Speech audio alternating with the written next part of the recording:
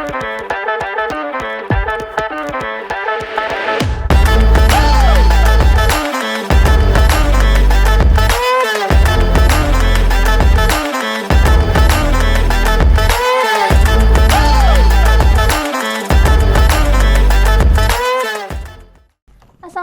warahmatullahi wabarakatuh. Halo Tribuners, kembali lagi bersama saya Clara Amanda dalam program tamu kita. Hari ini Tribuners, Clara kembali menyapa Tribuners yang ada di rumah. Hari ini kita bakalan berbincang nih sama bintang tamu kita yang selalu kita hadirkan dengan tema-tema yang sesuai dengan kita bahas hari ini. Seperti yang Tribuners lihat, sudah ada nih di selempangnya Uda dan Uni gitu. Nah, sebelum kita masuk ke tema nih Tribuners, kita sapa dulu Uda Uni ini. Halo Uda dan Uni, mungkin bisa juga sapa Tribuners. Halo Tribuners. Halo Tribuners semua. Halo Kak Clara. Halo. Oke, mungkin bisa kenalan dulu nih Uda Uni. Ini Uda Uni mana gitu kan? Kita mau tahu, boleh. Oke. Halo Tribuners semua. Perkenalkan, aku Albara Prihandani, biasa dipanggil Bara atau sekarang akrab dipanggil dengan Uda Bara. Uda Bara. Oke. Ini Uninya Uni siapa nih? Nah, halo Tribuners semuanya dan Kak Clara. Perkenalkan, aku Fahada Yusra, akrab dipanggil Fa. Fa. Iya, Oke, benar. Unifa dan Uda Bara. Iya. Oke. Jadi Tribuners, hari ini kita kedatangan Unifa dan Uda Bara ya, Uda Bara. Nah, hari ini Tribuners kita bakalan ngebahas seputar remaja, yaitu kesehatan mental remaja Sumatera Barat untuk menuju generasi emas 2024. Nah, ini nih Uda dan Uni nih. Sebenarnya kalian memaknai Indonesia Emas 2024 itu 2045 ya. Sorry. 2045 itu sebagai apa sih sebenarnya? Gitu. Dari Uda dulu kali ya? Uni dulu.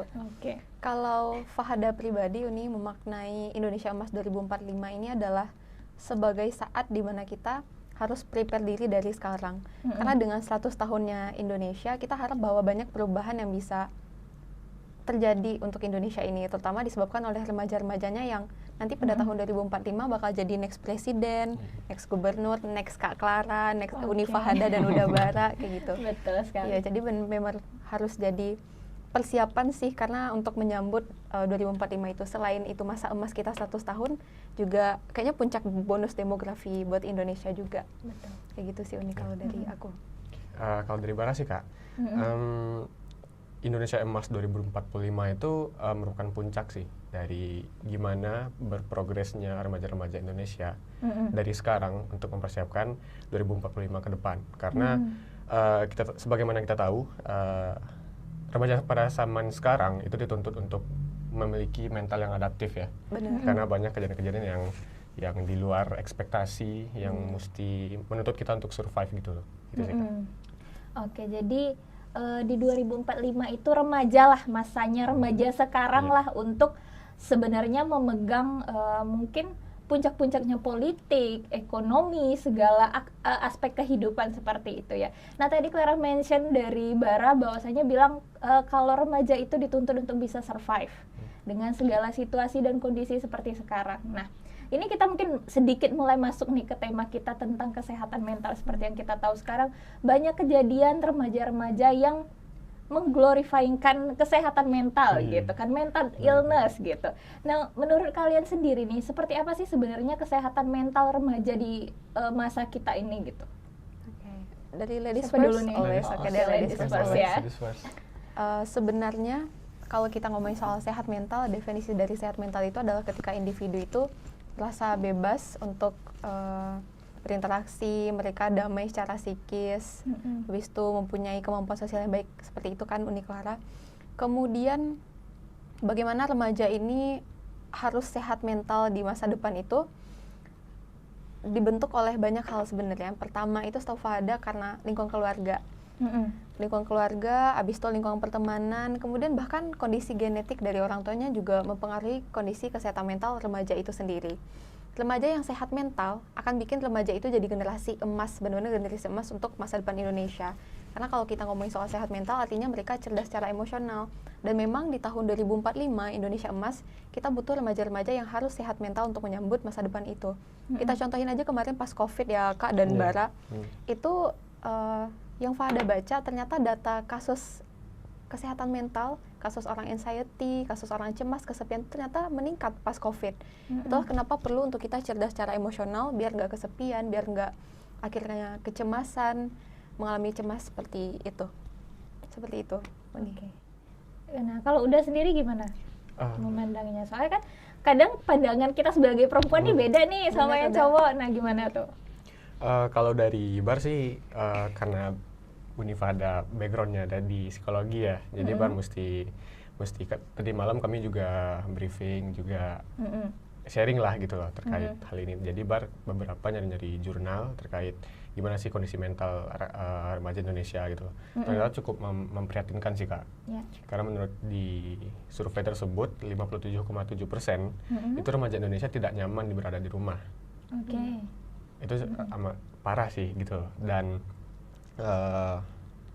dari hal ini kita melihat bahwa lingkungan amat sangat berpengaruh bagaimana si individu tersebut berada di rumah, terus bagaimana dari segi parenting mereka dari kecil, terus bagaimana mereka berinteraksi di sosial, terus apa yang mereka konsumsi ya di sosial media juga diperhitungkan gitu loh.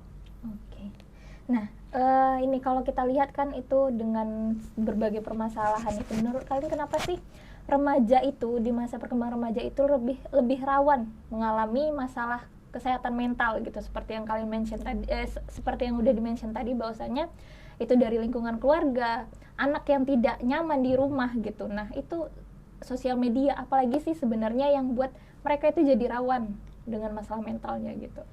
Kalau kita ngomongin soal remaja, rasanya kita harus tahu dulu bahwa remaja itu punya kondisi basic yang mana perkembangan prefrontal cortex, bagian otak yang berfungsi untuk ngambil keputusan secara logik itu belum berkembang sempurna yang kan Uni Clara dan Bara.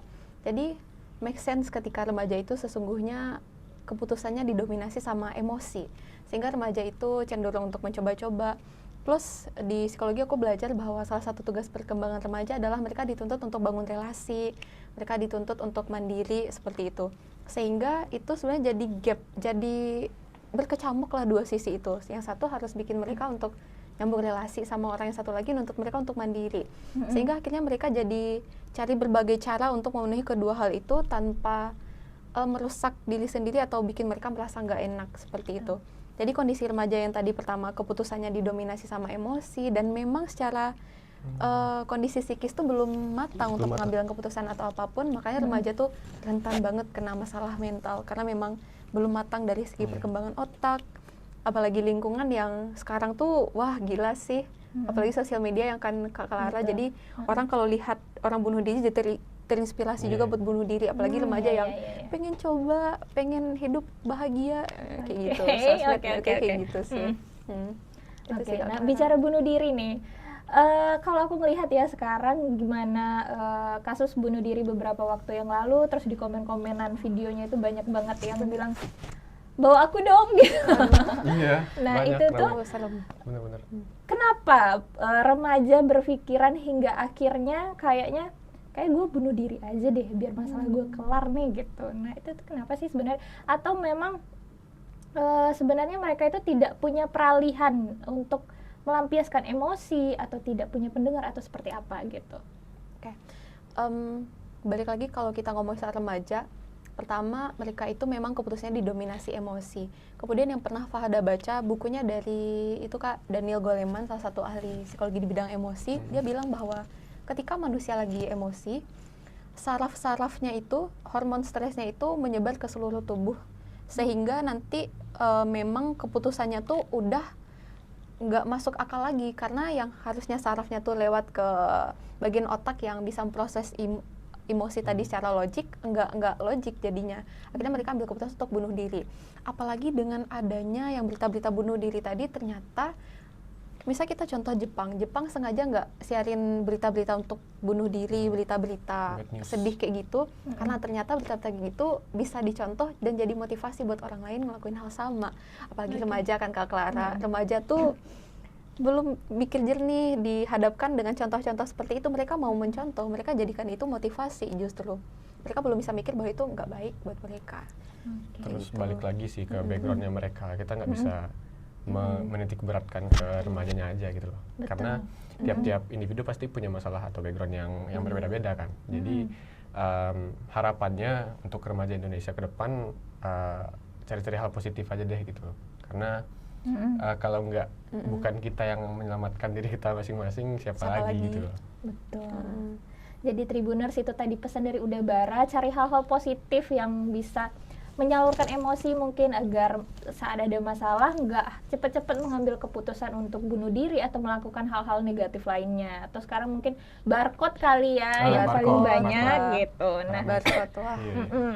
Nah, sampai ada kan beberapa sekolah yang melakukan seperti razia ya, razia. Nah, itu mungkin salah satu langkah preventif yang bisa dilakukan pihak sekolah untuk membantu remaja-remaja yang mungkin memiliki permasalahan di dalam keluarga ataupun di lingkungan pertemanannya seperti itu.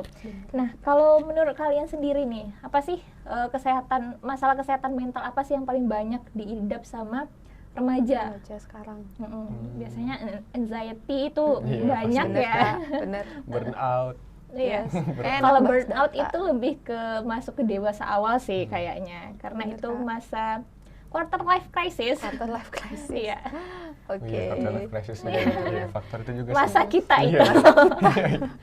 Bingung nih mau Kehilangan nikah atau identitas. kuliah ya? Iya. Kehilangan identitas Aduh, diri. parah. Kalau remaja apa sih sebenarnya gitu? Kalau yang kalian lihat sendiri? Kayaknya enak bahas data deh dari Bara nih. Kita punya data. Oke. Karena baru udah baca dari kemarin ya terkait hal Prepare ini. banget ya, Bapak. Ya karena Bar nggak ada background di psikologi Oke, kan, terus ditunjuk ya udah Bar mesti siapin, makanya sharing sama. Karena Om kita Fadel juga kemarin. nggak boleh ngasih berita hoax Iya. ya. Nanti sekiranya membual gitu. Iya. Oke. Oke. Gimana tuh? Udah Bara. Isu-isu yang sering terjadi di lingkungan remaja Indonesia sih yang pertama ya pasti ya anxiety, terus loneliness, atau kesepian, terus juga depresi juga ya, terus karena tugas mungkin ada yang burnout, terus alhasil ada tekanan yang lain dari luar, terus apa tuh yang PU ya kak ya? Ya, problematic internet Iya. use. Yang kecanduan internet, itu sih. Self diagnose, Yes. apalagi tuh rasanya paling banyak sih sekarang Saran kayaknya. Bar, tolong hentikan self diagnose, serius. Karena belum tentu itu benar. Jadi Tribuners jangan cuman bermodalkan baca Google gitu. Nah, sekarang kita udah banyak, ada psikolog, ada psikiater, dan juga itu aksesnya sudah tidak sulit ya. Kita bisa di Halodoc, Halodoc ataupun ya layanan-layanan Vaskes terdekat bisa didatengin untuk kita lebih tahu nih, jangan self diagnose ternyata kita nggak itu loh gitu. Kita baca kayaknya gue anxiety deh, padahal nggak itu gitu kan, mungkin hanya stres biasa atau seperti apalah gitu kan. Nah, ini kita masuk ke penyebab dari masalah kesehatan mental nih pada remaja. Selain tadi mungkin udah di awal udah diceritain juga ada keluarga, lingkungan, juga internet gitu kan. Nah, apalagi nih kira-kira? Salah satunya yang jadi pemicu kesehatan mental tuh mungkin karena jenis kelamin kali ya Kak Clara. Karena di Indonesia terutama stereotip yang berkembang di masyarakat untuk laki-laki dan perempuan beda. Laki-laki dituntut untuk kamu nggak boleh nangis nih, kamu harus kuat, kamu nggak boleh ini memperlihatkan kamu lemah ini segala macam. Sehingga data pun menunjukkan bahwa lebih banyak jumlah laki-laki di RSJ daripada jumlah perempuan. Jadi mirisnya di sana adalah perbedaan jenis kelamin yang ada justru menjadikan laki-laki punya peluang untuk kena masalah kesehatan mental lebih tinggi daripada perempuan. Terus juga usia remaja awal sampai remaja-remaja yang tingkat-tingkat atas kan beda lagi. Karena prefrontal cortex tadi kan matangnya baru di usia di atas 24 tahun. Ke bawah lagi, maka prefrontal cortexnya masih sangat belum matang seperti itu Kak. Sehingga memang pengambilan keputusannya anak kuliah sama anak SMA itu pasti beda banget. Anak kuliah mungkin udah lebih baik, pengambilan keputusannya udah lebih logik. Kalau anak SMA masih sering tawuran nah kayak gitu. Mungkin that's all Kak. Kalau menurut Udabara? Ya, karena kematangan tadi sih Kak, yang bagian prefrontal cortex itu ya. Kecerdasan emosinya juga. Emosinya masih labil. Labil banget. Oke, jadi itulah ya dari keluarga, lingkungan, bagaimana bersosial media, juga kematangan organ-organ yang ada di tubuh kita pastinya seperti itu. Nah, seberapa penting sih sebenarnya kesehatan mental remaja ini untuk kita nih bisa memenangkan Indonesia Emas 2045 ini? Penting banget. Mungkin kalau skala 1 sampai 100, 101. 101. Karena rasanya mental health is foundation of everything gitu. Ketika orang sehat secara mental dan cerdas secara emosional, maka pengambilan keputusannya, cara dia menghadapi tekanan, pressure, kemudian bagaimana dia menerima segala macam masalah yang ada di sekitar akan mempengaruhi tindakan dia begitu. Jadi misalnya kayak kita COVID kemarin, orang yang nggak cerdas secara emosional, yang nggak cerdas emosionalnya akan rentan kena masalah kesehatan mental. Misal, dia harus stay di rumah selama 24 jam, berbulan-bulan, bertahun-tahun, dan dia nggak tahu tuh cara manage emosinya gimana, cara nenangin diri gimana, cara defense, cara rilis emosi gimana, terus punya defense mechanism yang mungkin nggak sehat juga, mungkin lempar-lempar barang segala macam, akhirnya peluang kesehatan mentalnya jadi tinggi. Apalagi calon pemimpin masa depan, butuh cerdas emosional sekali. Bayangin kalau pemimpin kita di masa depan tuh orang yang suka nyerocos nggak jelas, orang yang dikit-dikit emosi, masyarakat nggak bakal suka, masyarakat bakal tertekan juga, terus orang-orang yang di bawahnya juga bakal males kerjain tugas. Akhirnya semua saling berkesinambungan. Kalau pemimpin jelek, nanti anggota-anggota yang kerja juga males, akhirnya Indonesia nggak ini. Gitu aja. Jadi nyambung semua ke sana, ya nggak sih Bar? Dan ini nyangkut ke kualitas SDM lagi sih. Yes, bener banget. Terus kalau dari Bar, peran dari remaja Indonesia tuh berperan sebagai selayaknya remaja gitu loh. Harus. Kita kan ceritanya bahas 2045 nih. Bener. Otomatis kita mesti adaptif dong dengan zaman. Terus dengan perkembangan teknologi, AI semakin marak sekarang. Terus remaja-remaja mesti adaptif juga. Dan beberapa teman Bar juga banyak yang punya bisnis Kak. Terus bergerak di industri kreatif gitu loh. Dan semisalnya kalau amit-amit nih ada kejadian yang tak terduga kayak COVID kemarin yang nggak nyangka-nyangka, mereka bisa bahaya juga buat mereka gitu loh. Betul. Itu sih. Jadi kudu prepare diri banget, cerdas emosi. Kecerdasan emosional yang paling dibutuhkan sebenarnya. Nah, kecerdasan emosional inilah yang membuat kita tuh bisa menghadapi semua masalah kita, punya problem solving yang lebih baik seperti itu ya. Nah, ini masih berbicara tahun 2045 nih yang sangat dinanti-nantikan kita sebagai warga negara Indonesia, karena di usia itu puncak tadi udah disebutin kan, usia produktif itu kan itu berada pada puncaknya gitu. Nah, mental seperti apa sih yang kita sekarang harus persiapkan untuk bisa menghadapi tahun 100 tahunnya Indonesia ini gitu? Yang pertama adaptif. Kita sepakat tadi malam masih diskusi kita tadi malam kan, remaja Indonesia di masa depan harus adaptif. Karena perubahan tuh benar-benar di luar nalar rasanya. Kayak kemarin baru aja 4.0, sekarang kita udah 5.0 bahkan. Dengan teknologi yang berkembang sedemikian cepat, yang awalnya foto ya udah ngeditnya butuh waktu berjam-jam, sekarang pakai AI, dari yang orang pakai hijab bisa dibikin nanti mungkin jadi nggak pakai hijab kayak gitu. Jadi benar-benar harus adaptif dan cerdas sih Kak. Dengan kita adaptif, kita bisa hadapin apapun yang ada di depan, kita bisa tetap sehat dengan segala kondisi yang ada. Apalagi penggunaan sosmed tuh rasanya udah kebutuhan sekarang. Orang bilang kurangin deh gunaan sosmed karena kebutuhan, gimana caranya. Jadi harus cerdas emosional, harus adaptif. Benar-benar. Gitu Kak. Setuju sih. Jadi Tribuners, mental yang harus dipersiapkan menurut Unifa dan Udabara adalah bagaimana kita tuh bisa adaptif menghadapi berbagai situasi yang akan mungkin terjadi ke depannya seperti itu. Jadi kita nggak tiba-tiba shock nih pas datang suatu masalah atau suatu masa yang tidak kita duga seperti itu ya. Nah, ada lagi mungkin tambahan dari karena kita udah sepakat dari tadi malam. Udah sepakat adaptif ya. Adaptif. Jadi kita sepakat untuk menjadi adaptif. Harus adaptif. Cerdas emosional. Nah, oke, ini kita masuk ke peran kalian nih sebagai UDA Uni Sumatera Barat. Nah, gebrakan seperti apa sih yang ingin kalian lakukan untuk untuk meningkatkan kesehatan mental mungkin di lingkungan kalian dulu gitu kan, untuk ya persiapan kita nanti 100 tahun Indonesia. Oke. Sebenarnya kalau kita udah masuk sebagai UDA Uni ini udah termasuk peran kita juga sih.